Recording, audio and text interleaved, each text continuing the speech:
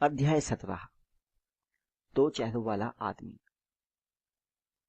वह क्विल था। आप? हैरी की सांस रुक गई। क्विल मुस्कुराया। उसका चेहरा बिल्कुल भी नहीं फटक रहा था। हाँ मैं, उसने शांति से कहा। और मैं सोच ही रहा था कि क्या मेरी तुमसे मुलाकात होगी, परंतु मैंने सोचा था स्नेप। सेवेरस। क्विल हंसा, और यह उसकी आमतौर पर कांपती हुई हंसी नहीं थी, बल्कि ठंडी और पैनी हंसी थी। हाँ, सेवेरस उस तरह का दिखता है ना? किसी बड़े चमगादड़ की तरह चारों तरफ मंडराता रहा, और मेरे लिए बहुत अच्छा रहा। उसके सामने कौन बेचारे हकलाते प्रोफेसर क्विल पर शक कर सकता था? हैरी को यह बात हजम नहीं हुई। यह सच नहीं हो सकता था, बिल्कुल नहीं हो सकता था। परंतु स्नेप ने मुझे मारने की कोशिश की थी। नहीं नहीं नहीं, तुम्हें मारने की कोशिश मैंने की थी। जब तुम्हारी दोस्त मिस ग्रेंजर कुछ मैच में स्नेप के कपड़ों पर आग लगाने के लिए तेजी से जा रही थी, तो संयोगवश मुझसे टकराकर उसने मुझे गिरा दिया था। उसने तुम्हारे साथ मेरी आंखों का संपर्क तोड़ दिया। कुछ और शक मिल जाते तो मैं तुम्हें उस झाड़ू से नीचे गिरा देता। अगर स्नेप तुम्हें बचाने के लिए श्राप विरोधी मंत्र नहीं पड़ रहा होता, तो मैंने इससे पहले तुम्हें गिरा दिया होता। स्नेप मुझे बचाने की कोशिश कर रहा था। और नहीं तो क्या, क्विल ने ठंडे लहजे में कहा। तुम्हें क्या लगता है तुम्हारे अगले मैच में रेफरी क्यों बनना चाहता था? दरअसल मैं पक्का कर लेना चाहता था कि मैं तुम्हारा ऐसा ना करूं। अजीब बात है सचमुच। उसे इतना कष्ट उठाने की कोई जरूरत नहीं थी। जब डंबलडोर देख रहे थे तो मैं कुछ नहीं कर सकता था। बाकी सभी टीचर सोच रहे थे कि स्नेप गुरुद्वार को जीतने से रोकने की कोशिश कर रहा था। उसने खुद को सबके बीच बुरा बना लिया, और कितना समय बर्बाद हुआ। जबकि इस सब के बाद मैं आज रात तुम्हें मारने जा रहा हूँ। क्विल ने अपनी उंगलियां चटकाई। हवा में से कुछ रस्सियां निकली और हैरी के पूरे शरीर पर कसकर बंध गई। तुम हर चीज में इतनी टांग फंसाते हो पोटर कि तुम्हें जिंदा नहीं रहना चाहिए।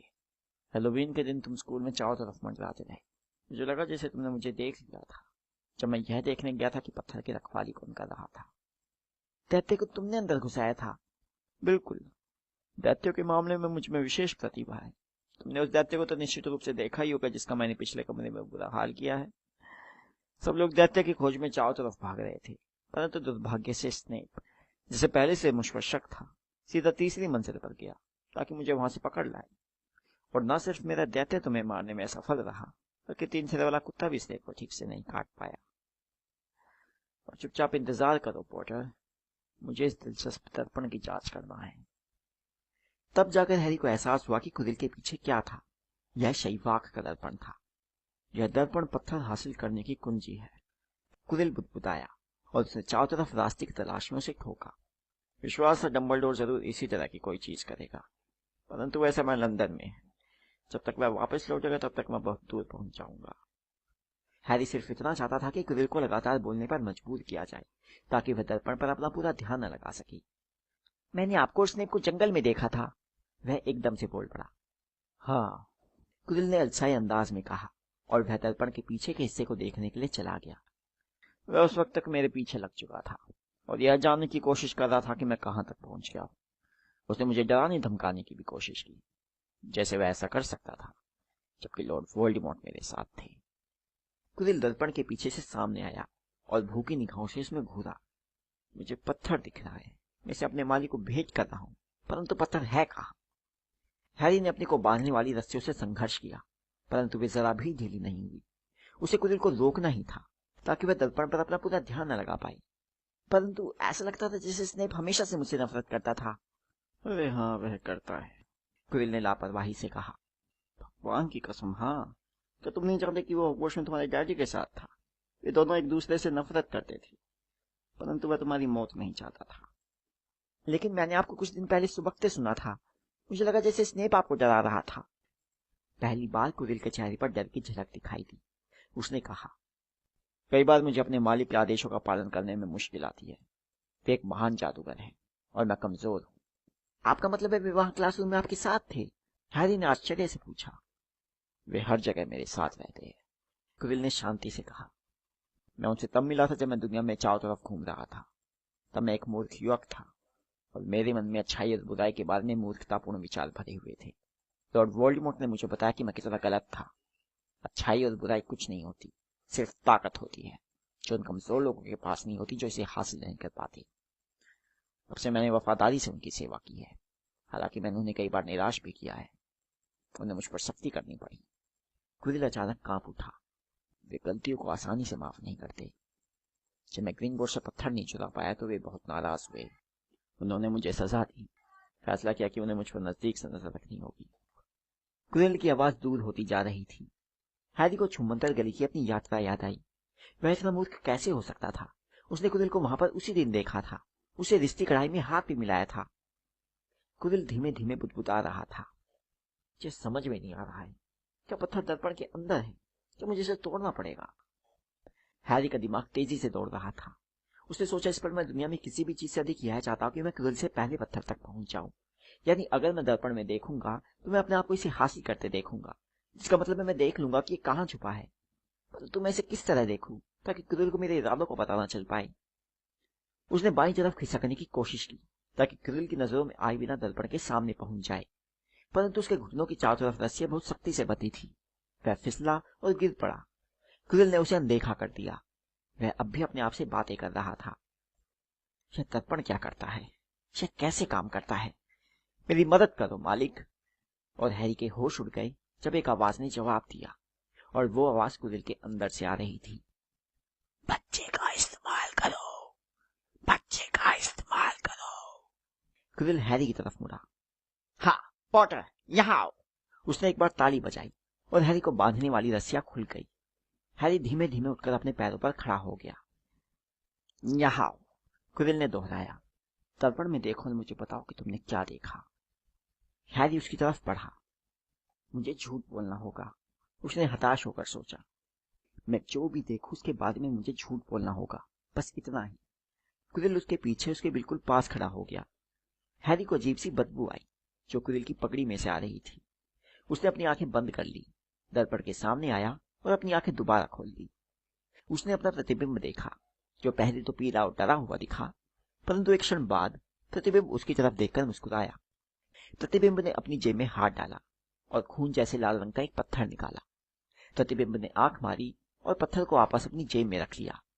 और जब उसने ऐसा किया तो हैरी को महसूस हुआ कि उसकी असली जेब में भी कोई भारी चीज आ गई है। न जाने कैसे अविश्वसनीय रूप से उसे पत्थर मिल गया था। तो क्विल ने बेचैन होकर पूछा, तुमने क्या देखा? हैरी ने हिम्मत जुटाई। मैं देख रहा हूं कि मैं डंबलडोर से हाथ मिला रहा हूं। उसने गप्प छोड़ी। मैंने गुरुद्वार के लिए हाउस कब जीत लिया है। क्विल ने एक बार फिर गाली दी।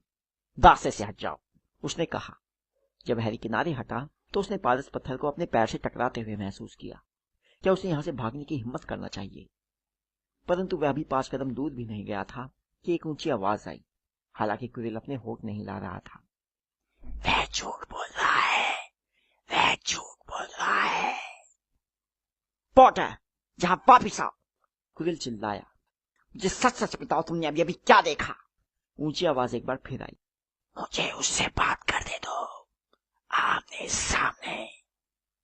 मालिक, आप में अभी इतनी ताकत नहीं है। मेरे पास इसके लिए काफी ताकत है। हैरी ने महसूस किया जैसे शैतानी फंदे ने उसे उसी जगह पर जकड़ लिया था। वह एक भी मांसपेशी नहीं ला सकता था। वह किसी मूर्ति की तरह देखता रहा जब क्विल अपने हाथ ऊंचे करके अपनी पगड़ी खोलने लगा। क्या हो रहा था? पगड़ी खुलकर जमीन पर गिर गई। इसके बिना क्विल का सिर बहुत छोटा दिख रहा था। फिर क्विल अपनी जगह पर धीमे से घूम गया। हैरी की चीख निकल जाती, परंतु आवाज ने उसका साथ छोड़ दिया था। जहां क्विल के सिर के पीछे का हिस्सा होना चाहिए था, वहां पर एक चेहरा था। हैरी द्वारा अब तक देखा गया सबसे भयानक चेहरा। यह चौक की तरह सफेद था। उसकी घूरती हुई लाल आंखें थी और नथुनों की जगह पर छेद थे, जैसे सांप के होते हैं। हैरी पॉटर, वह फुसफुसाया। हैरी ने पीछे की तरफ हटने की कोशिश की, परंतु उसके पैर हिलने को तैयार नहीं थे। देखो मैं क्या से क्या बन गया हूँ, शैतानी चेहरे ने कहा। सिर्फ छाया और धुआं। मुझे आकार तभी मिलता है जब मैं किसी और के शरीर में रहता हूँ, परंतु मुझे ऐसे लोग हमेशा मिल जाते हैं जो मुझे अपने दिल और दिमाग में जगह देने के इच्छुक रहते हैं। पिछले कुछ सप्ताहों में मुझे यूनिकॉर्न के खून से ताकत मिली। तुमने जंगल में वफादार क्विल को मेरे लिए खून पीते देखा था, और एक बार जब मैं आयु बढ़ाने वाला अमृत पी लूंगा तो मैं अपना खुद का शरीर बना सकता हूँ। अब तुम मुझे अपनी जेब में रखा हुआ पत्थर निकाल कर क्यों नहीं दे देते? तो वह जानता था। हैरी के पैरों में अचानक एक बार फिर जान आ गई। वह पीछे की तरफ लड़खड़ाया। बेवकूफी मत करो, शैतानी चेहरे ने तमतमाते हुए कहा। बेहतर होगा कि अपनी जान बचा लो और मेरे दल में शामिल हो जाओ, वरना तुम्हारा अंत भी वही होगा जो तुम्हारे माता पिता का हुआ था। वे लोग उसे दया की भीख मांगते हुए मरे थे। छूटे कहीं के, हैरी अचानक चीखा। क्विरिल उसकी तरफ पीट करके उल्टा चल रहा था ताकि वोल्डेमॉर्ट हैरी को लगातार देख सके। शैतानी चेहरा मुस्कुरा रहा था। कितना दिल को छूने वाला दृश्य है, उसने फुफकारते हुए कहा। मैं हमेशा बहादुरी की कदर करता हूँ। हाँ लड़के, तुम्हारे माता पिता बहादुर थे। मैंने पहले तुम्हारे पिता को मारा और वे बहादुरी से लड़े, परंतु तुम्हारी माँ फालतू में मरी।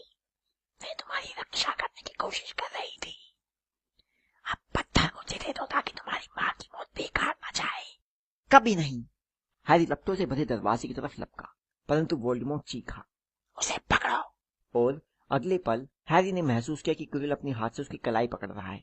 तत्काल हैरी के निशान में सुई चुभने जैसा पैना दर्द होने लगा। ऐसा लग रहा था जैसे उसका सिर 2 टुकड़ों में फटने वाला है। वह चीखा और अपनी पूरी ताकत लगाकर जूझता रहा और उसे तब आश्चर्य हुआ जब क्विरिल ने उसे छोड़ दिया। उसके सिर का दर्द कम हो गया।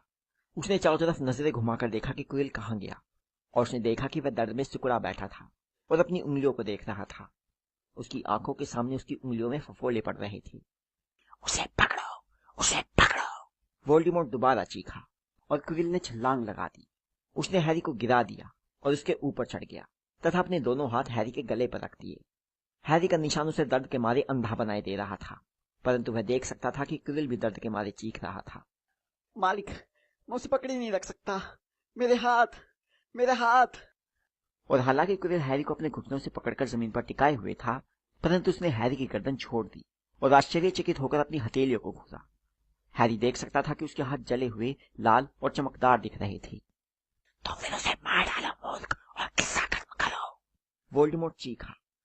क्विरिल ने मारने वाला श्राप देने के लिए अपना हाथ उठाया, परंतु हैरी सहज बुद्धि से ऊपर उठा और उसने क्विरिल का चेहरा पकड़ लिया। क्विरिल उसके ऊपर से नीचे गिर गया। उसके चेहरे पर भी फफोले उठ रहे थे और तब हैरी समझ गया। क्विरिल उसकी खुली चमड़ी के स्पर्श को सहन नहीं कर सकता था, क्योंकि इससे उसे भयानक दर्द होता था। क्विरिल को पकड़े रखना ही उसके लिए बचने का इकलौता रास्ता था। हैरी उछलकर खड़ा हुआ। उसने क्विरिल का हाथ पकड़ा और जितनी कसकर पकड़ सकता था पकड़े रहा। क्विरिल चीखा। उसने हैरी को धकेलने की पूरी कोशिश की। हैरी के सिर का दर्द बढ़ता जा रहा था। उसे कुछ दिखाई नहीं दे रहा था, वह सिर्फ क्विरिल की भयानक चीखें और वोल्डेमॉर्ट की चिल्लाहट, उसे मार डालो, उसे मार डालो, सुन सकता था। परंतु अब उसे कई और तेज आवाजें भी सुनाई दे रही थी, जो शायद उसके दिमाग में थी। Harry, Harry!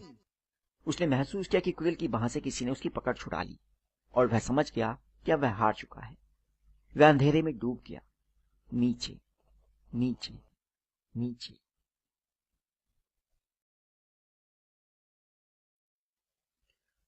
उसके ऊपर कोई सुनहरी चीज चमक रही थी, सुनहरी गेंद।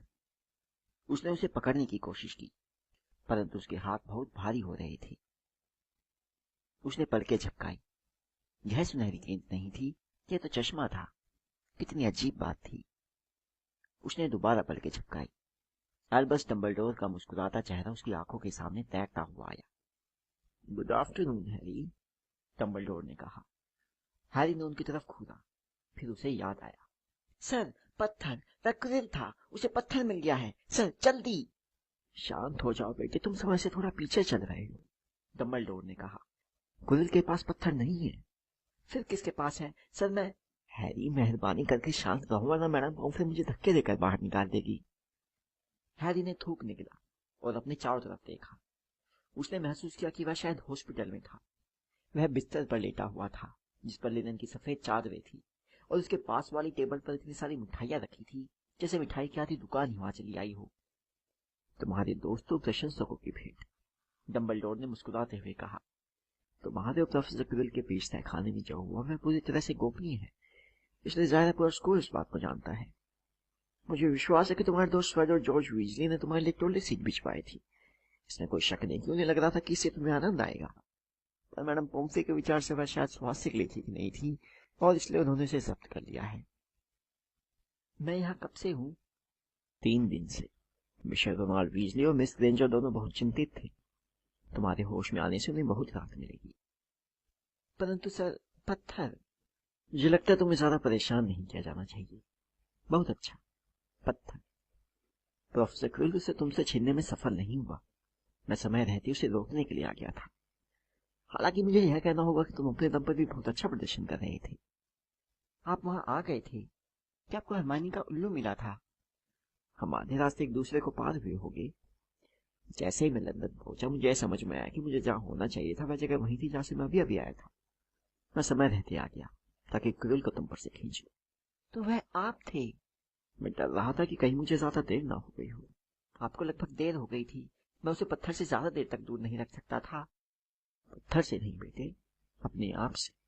इस कोशिश में तुमने अपनी जान लगभग गंवा ही दी थी। वहां पर एक भयानक पल में तो मुझे यही लगा कि इस कोशिश ने तुम्हारी जान ले ली। जहां तक पत्थर का सवाल है, उसे नष्ट कर दिया गया है। नष्ट कर दिया गया है? हैरी ने सूनी निगाहों से देखते हुए कहा। परंतु आपके दोस्त निकोलस फ्लेमेल। अच्छा, तो तुम निकोलस के बारे में भी जानते हो? डंबलडोर ने कहा, जिनकी आवाज में खुशी साफ झलक रही थी। तुमने काम को बिल्कुल सही तरीके से किया, है ना? तो निकोलस और मैंने छोटी सी चर्चा की और हम सहमत हो गए कि यही सबसे अच्छा रहेगा। परंतु इसका मतलब है कि वे और उनकी पत्नियां मर जाएंगे, है ना? उनके शरीर में इतना अमृत मौजूद है कि वे अपने मामलों को ठीक ठाक कर लेंगे और फिर, हाँ, वे मर जाएंगे। डंबलडोर हैरी के चेहरे पर आश्चर्य का भाव देखकर मुस्कुराए।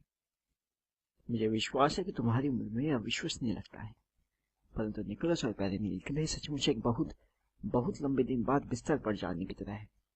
आखिरकार एक अच्छी तरह संतुलित मस्तिष्क वाले आदमी के लिए मौत अगला महान रोमांचक अभियान होती है। तुम जानते हो, पत्थर सचमुच अद्भुत चीज नहीं है। चाहे धन और जीवन की चाह इंसान में कितनी क्यों ना हो, वे 2 चीजें जो ज्यादातर लोग बाकी सारी चीजों से अधिक चाहते हैं। समस्या यह है कि इंसानों में ठीक वही चीज चुनने की आदत होती है जो उनके लिए सबसे बुरी होती है। हैरी वहां पड़ा रहा और उसे शब्द नहीं मिल रहे थे। डंबलडोर थोड़ा गुनगुनाए और फिर छत की तरफ देखकर मुस्कुराए। सर, हैरी ने कहा, मैं सोच रहा हूं, सर, चाय पत्थर चला भी गया हो, वो, मेरा मतलब है, तुम जानते कौन?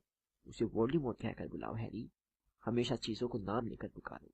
नाम का डर उस चीज के डर को बढ़ा देता है। हाँ सर, तो वोल्डेमॉर्ट वापस आने के दूसरे तरीके आजमाएगा, है ना? मेरा मतलब है, वह खत्म नहीं हुआ है ना? नहीं हैरी, वह खत्म नहीं हुआ है। वह अब भी कहीं पर है, शायद किसी दूसरे शरीर की तलाश में, जिसमें वह रह सके। क्योंकि वह सचमुच जीवित नहीं है, इसलिए उसे मारा नहीं जा सकता। उसने कुरिल को मरने के लिए छोड़ दिया। वह अपने समर्थकों के प्रति भी उतनी कम दया दिखाता है जितने कि दुश्मनों के प्रति।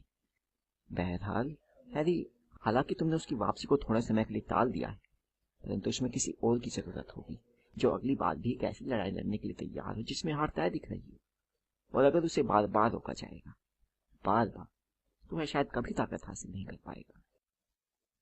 हैरी ने सिर हिलाया, परंतु तत्काल रुक गया क्योंकि इससे उसका सिर दुखने लगा था।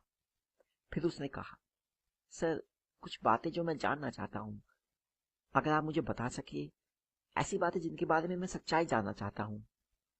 सच्चाई? डंबलडोर ने आह भरी। यह सुंदर और भयानक चीज है और इसलिए इसके बारे में बहुत सावधानी रखनी चाहिए। बहरहाल, मैं तुम्हारे सवालों का जवाब दूंगा, जब तक कि जवाब न देने के पीछे बहुत अच्छा कारण ना हो। और ऐसी स्थिति में मैं तुमसे माफी मांग लूंगा। यह तय है कि मैं झूठ नहीं बोलूंगा। ठीक है। वोल्डेमॉर्ट ने कहा था कि उसने मेरी माँ को सिर्फ इसलिए मारा था क्योंकि उन्होंने उसे मुझे मारने से रोकने की कोशिश की थी। परंतु वह मुझे मारना क्यों चाहता था? डंबलडोर ने इस बार बहुत गहरी आंख भरी। ओह, तुमने जो पहली चीज पूछी है वह मैं तुम्हें नहीं बता सकता। आज नहीं, अभी नहीं, तुम्हें पता चल जाएगा एक दिन। अभी इस बात को अपने दिमाग से निकाल दो हैरी। जब तुम बड़े हो जाओगे, मैं जानता हूँ कि तुम्हें जानकर बहुत बुरा लग रहा होगा, जब तुम तैयार हो जाओगे तो तुम जान जाओगे। और हैरी जानता था कि बहस करने से कोई फायदा नहीं था। परंतु क्विल मुझे छू क्यों नहीं सकता था? तुम्हारी माँ ने तुम्हें बचाने के लिए अपनी जान दी थी। अगर कोई ऐसी चीज है जिसे वोल्डेमॉर्ट नहीं समझ सकता, तो वह प्रेम।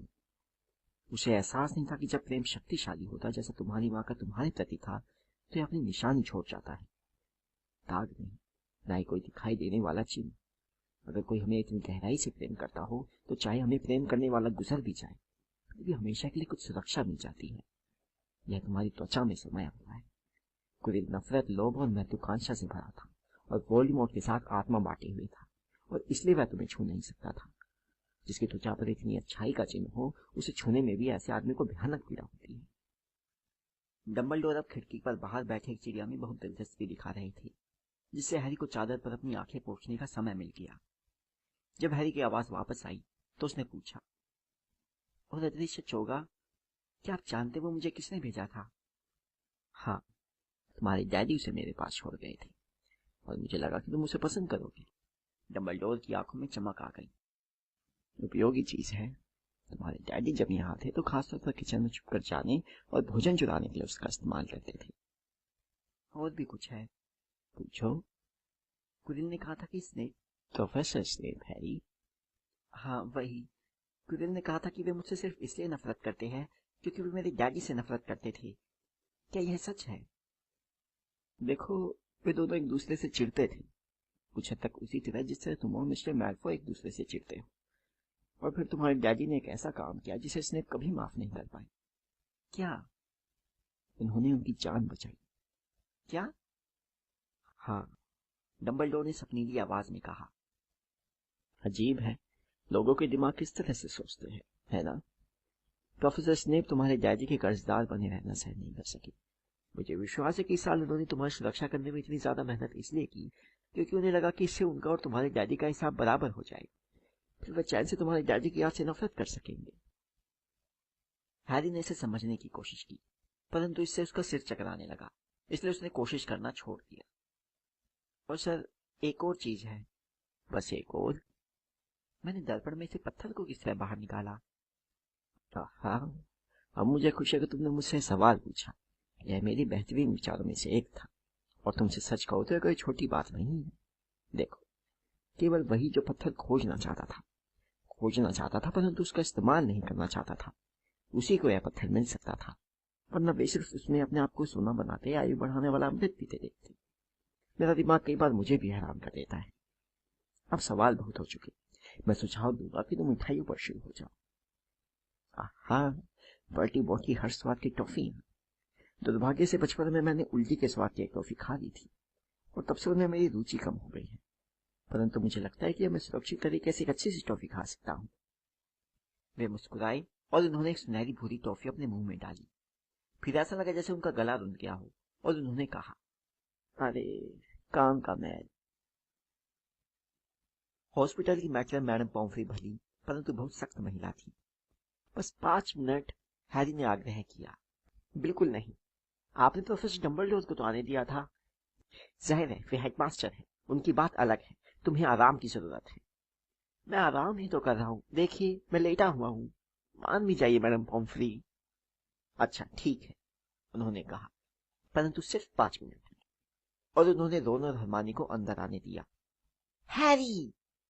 ऐसा लग रहा था कि हरमानी एक बार फिर उसे अपनी बाहों में लेना चाहती थी, परंतु हैरी खुश हुआ कि उसने अपने आप को ऐसा करने से रोक लिया, क्योंकि हैरी का सिर अब भी बहुत दर्द कर रहा था। अरे हैरी, हमें तो लग रहा था कि तुम जिंदा नहीं बचोगे। डंबलडोर इतने चिंतित थे। पूरा स्कूल इस बारे में बात कर रहा है, रोन ने कहा। सचमुच क्या हुआ था? यह उन दुर्लभ अवसरों में से एक था जब सच्ची कहानी उड़ाई जाने वाली अफवाहों से ज्यादा आश्चर्यजनक और रोमांचक थी। हैरी ने उन्हें सब कुछ बता दिया।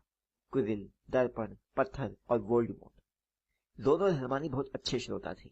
वे सही जगह पर हैरान हुए, और जब हैरी ने उन्हें बताया कि कुरिल की पगड़ी के नीचे क्या था तो हरमानी जोर से चीखी। तो पत्थर चला गया है, रोन ने अंत में कहा। क्लेमेंट मरने वाले हैं। यही मैंने कहा था, तो डंबलडोर का विचार था कि उन्होंने क्या कहा था? एक अच्छी तरह संतुलित मस्तिष्क वाले आदमी के लिए मौत अगला महान रोमांचक अभियान होती है। मैं हमेशा कहता था कि वे थोड़े खिसके हुए हैं, रोन ने कहा, और वह काफी प्रभावित हुआ कि उसका हीरो कितना पागल था। तो तुम दोनों के साथ क्या हुआ? हैरी ने पूछा। मैं सही सलामत वापस लौट आई, रोन को होश में लाई। इसमें थोड़ा समय लगा, और हम लोग डंबलडोर से संपर्क करने के लिए उल्लू खानी तरफ भाग ही रहे थे कि तभी वे हमें प्रवेश हॉल में मिले। वे पहले से ही जानते थे। उन्होंने सिर्फ इतना ही कहा, हैरी उसके पीछे गया है ना? और इसके बाद वे तीसरी मंजिल की तरफ दौड़ पड़े। क्या तुम्हें ऐसा लगता है कि वे तुमसे एक काम करवाना चाहते थे? रोन ने कहा। तुम्हें तुम्हारी डैडी का चोगा भिजवाना और बाकी की चीजें। हरमानी फट पड़ी। अगर उन्होंने ऐसा किया, मेरा मतलब है यह भयानक है, तुम मर भी सकते थे। नहीं, ऐसा नहीं है, हैरी ने विचार करते हुए कहा। डम्बलडोर थोड़े अजीब है। मुझे लगता है वे एक तरह से मुझे मौका देना चाहते थे। मैं सोचता कि वे यहाँ होने वाली लगभग हर चीज जानते हैं। मुझे लगता है कि उन्हें समझ में आ गया था कि हम कोशिश करने वाले थे, और हमें रोकने के बजाय उन्होंने हमें इतना सिखा दिया जिससे हमें मदद मिल सके। मैं नहीं सोचता कि यह सहयोगी था जिसके द्वारा उन्होंने मुझे यह पता लगाने दिया कि दर्पण किस तरह काम करता है। मुझे लग रहा है कि उन्होंने यह सोचा होगा कि मुझे वोल्डेमॉर्ट का सामना करने का अधिकार था, बशर्ते मैं ऐसा कर पाऊं। हाँ, डंबलडोर थोड़े खिसके हुए तो है, रोन ने गर्व से कहा। सुनो, साल की आखिरी रात कल हो रही है, तुम्हें कल के लिए तैयार रहना है। पॉइंट आ चुके और जाहिर है नाग शक्ति जीत गया है। तुम आखिरी क्विडिच मैच में नहीं खेल पाए और तुम्हारे बिना चिली घाटी ने हम पर बुलडोजर चला दिया, परंतु खाना अच्छा मिलेगा। उसी समय मैडम पोम्फ्री अंदर आई। तुम लोगों को लगभग 15 मिनट हो चुके हैं, अब बाहर, उन्होंने सख्ती से कहा। रात को गहरी नींद लेने के बाद हैरी एक बार फिर लगभग सामान्य महसूस करने लगा। मैं दावत में जाना चाहता हूँ, उसने मैडम पोम्फ्री से कहा, जब वे उसके मिठाई के बहुत से डिब्बों को जमा रही थी। मैं जा सकता हूँ, है ना? प्रोफेसर डंबलडोर कहते हैं कि तुम्हें जाने की इजाजत दी जानी चाहिए, उन्होंने नाक सिकोड़ते हुए कहा, जैसे उनके विचार में प्रोफेसर डंबलडोर को यह नहीं पता था कि दावतें कितनी खतरनाक हो सकती है। और तुमसे कोई और भी मिलने आया है। अच्छा, हैरी ने कहा। कौन है? वह पूछ ही रहा था कि तभी हैग्रिड दरवाजे से अंदर घुसा। हमेशा की तरह कमरे के अंदर हैग्रिड बहुत बड़ा दिख रहा था, इतना बड़ा कि ऐसा लगता था उसे अंदर आने की इजाजत नहीं दी जानी चाहिए। वह हैरी के पास बैठ गया, उसकी तरफ एक बार देखा और फिर फूट फूट कर रोने लगा। यह सब हमारी गलती है। वह अपने चेहरे को हाथों से छुपाकर सुबक रहा था। हमने उस बुरे आदमी को बताया कि फ्लफी को कैसे पार किया जाए। हमने उसे बता दिया। यही वह इकलौती चीज थी जो मैं नहीं जानता था, और हमने उसे बता दिया।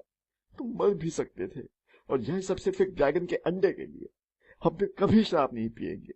हमें बाहर निकाल देना चाहिए और मुर्गियों की तरह जिंदगी गुजारने के लिए छोड़ देना चाहिए। हैग्रिड, हैरी ने कहा। हैग्रिड को दुख और पश्चाताप के कारण कांपते देख वह सदमे में था, क्योंकि हैग्रिड के बड़े बड़े आंसू बहकर उसकी दाढ़ी में जा रहे थे। हैग्रिड, उसने किसी तरह पता लगा ही लिया होता। हम लोग वोल्डेमॉर्ट के बारे में बात कर रहे हैं। अगर तुमने उसे नहीं बताया होता तो भी उसने पता लगा लिया होता। तुम मर भी सकते थे। हैग्रिड सुबका। और उसका नाम मत लो। वोल्डेमॉर्ट, हैरी चीखा, और हैग्रिड को इतना धक्का लगा कि उसने रोना बंद कर दिया। मैं उससे मिल चुका हूँ और मैं उसे उसके नाम से बुला रहा हूँ। मेहरबानी करके अब खुश हो जाओ हैग्रिड, हमने 5 पत्थर को बचा लिया है। अब पत्थर नष्ट हो चुका है, वोल्डेमॉर्ट उसका इस्तेमाल नहीं कर सकता। चॉकलेट का बैंड रखा, मेरे पास बहुत सारे हैं। हैग्रिड ने अपने हाथ के पिछले हिस्से से अपनी नाक पोंछी और कहा, इससे हमें याद आया, हम तुम्हारे लिए एक तोहफा लाए हैं। सैंडविच तो नहीं है? हैरी ने चिंता से पूछा, और अंत में हैग्रिड के चेहरे पर एक कमजोर मुस्कान आ गई। नहीं, डंबलडोर ने यह काम करने के लिए कल हमें पूरे दिन की छुट्टी दी थी। जाहिर है उन्हें ऐसा करने के बजाय हमें नौकरी से निकाल देना चाहिए था। बहरहाल, तुम्हारे लिए यह लाए हैं। यह एक सुंदर चमड़े के कवर वाली किताब थी। हैरी ने उत्सुकता से उसे खोला। उसमें जादूगरों की फोटो थी। उसकी मम्मी डैडी हर पेज से उसकी तरफ मुस्कुराती और हाथ हिलाते हुए दिख रही थी। तुम्हारे मम्मी डैडी के पुराने दोस्तों के पास उल्लू भेजे और उनसे फोटो मंगवाए। जानते थे कि तुम्हारे पास एक भी नहीं होगा। कि तुम्हें यह तोहफा पसंद आया?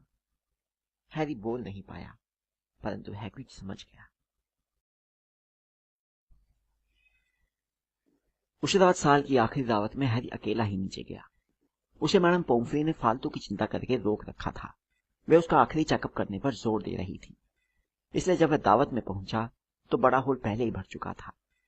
यह नागशक्ति के हरे और सफेद रंग में सजा था, क्योंकि नागशक्ति ने लगातार 7वें साल हाउस कप जीत लिया था।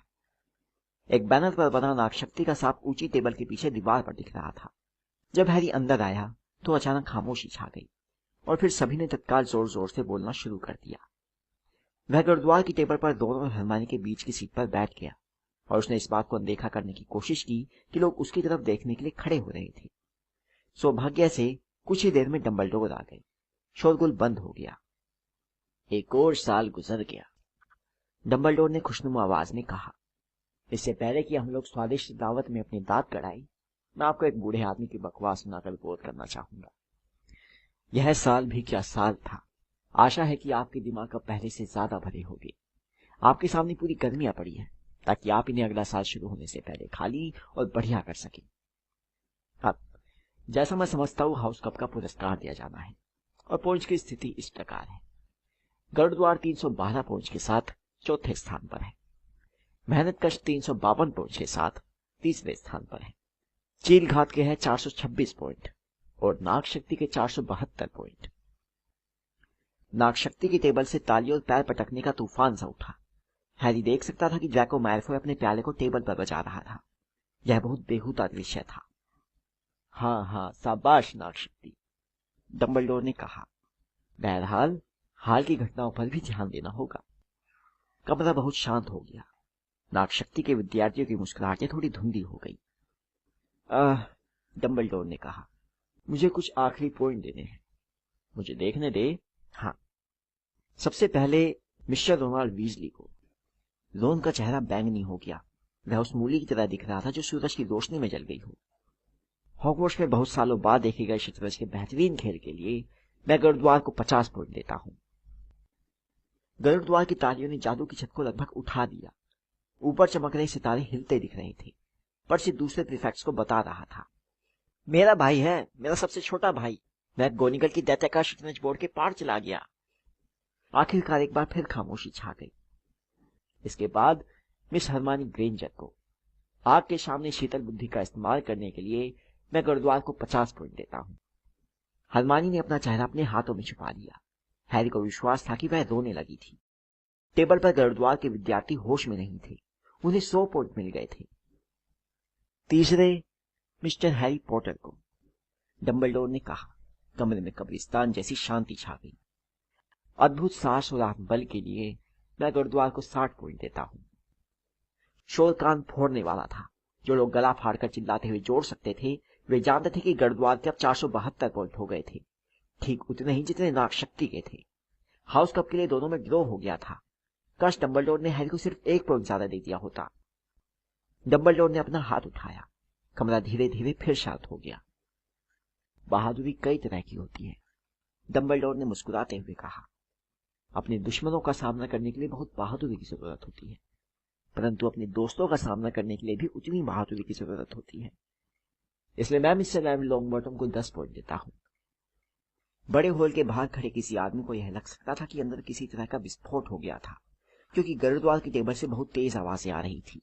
हैरी, रोन और हरमानी चिल्लाते हुए खड़े होकर तालियां बजा रहे थे, जबकि नेविल, जो सदमे से सफेद हो गया था, गायब हो गया था, क्योंकि बहुत से लोग उसे गले लगाने के लिए उसके ऊपर कूद रहे थे। उसने इससे पहले गरुड़द्वार के लिए कभी 1 पॉइंट भी नहीं जीता था। हैरी अब भी तालियां बजा रहा था और उसने रोन को छूकर मैलफॉय की तरफ इशारा किया, जो इतना स्तब्ध और आतंकित दिख रहा था जैसे उस पर पूर्ण शरीर बंधन का प्रयोग कर दिया गया हो। जिसका मतलब है, डंबलडोर ने तालियों के तूफान के ऊपर बोलते हुए कहा, क्योंकि चील घात और मेहनतकश भी नाग शक्ति के पतन पर खुश हो रहे थे। हमें सजावट को थोड़ा सा बदलने की जरूरत है। उन्होंने ताली बजाई। एक पल में हरे पर्दे लाल हो गए और चांदी सोने में बदल गई। बड़ा नाग शक्ति शब्द गायब हो गया और उसकी जगह गरुड़द्वार के बड़े सिंह ने ले ली। स्नेप प्रोफेसर मैकगोनिगल से हाथ मिला रहा था और उसके चेहरे पर बेबसी की भयानक मुस्कुराहट थी। उसकी नजरें हैरी से मिली और हैरी तत्काल जान गया कि उसके प्रति स्नेप की भावनाएं जरा भी नहीं बदली है। इससे हैरी को कोई चिंता नहीं हुई। ऐसा लग रहा था जैसे अगले साल जिंदगी सामान्य पटरी पर वापस आ जाएगी, कम से कम उतनी सामान्य जितनी यह हॉगवर्ट्स में हो सकती थी। यह हैरी की जिंदगी की सबसे अच्छी शाम थी, क्विडिच में जीतने या क्रिसमस या दैत्य को बेहोश करने से भी अच्छी। वह आज की रात को कभी कभी नहीं भूल पाएगा। हैरी लगभग भूल गया था कि परीक्षा परिणाम अब भी आने थे, परंतु वे आ गए। उसे बहुत आश्चर्य हुआ कि रोन और वह अच्छे नंबरों से पास हो गए। जाहिर था फर्स्ट ईयर की क्लास में उस साल हरमानी के सबसे ज्यादा नंबर आए, यहाँ तक कि नेविल भी पास हो गया। जड़ी बूटियों का ज्ञान के उसके अच्छे नंबरों ने उसके जादुई काढ़े के बुरे नंबरों को संतुलित कर दिया।